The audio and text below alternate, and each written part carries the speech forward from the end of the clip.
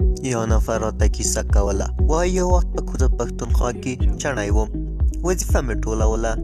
زموږ په محله کې یو مړی وشو. کله چې د مړي مراسم خلاص شول نو تابوت یې ماښام ناوخته زموږ مسجد ته راوړ. مسجد 2 منزله و.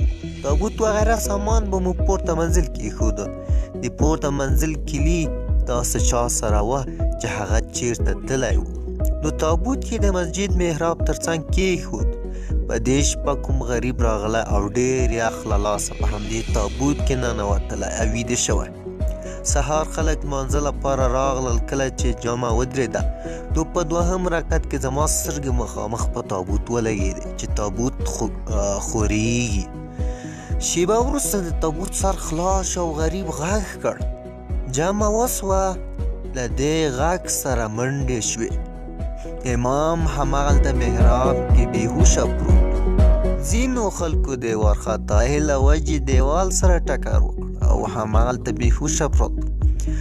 چا په لوڅو پښو منډې وهلې او د اوداسه ځای کې په لامده کاشي یې پښې ښویې شوې وې پراته وو.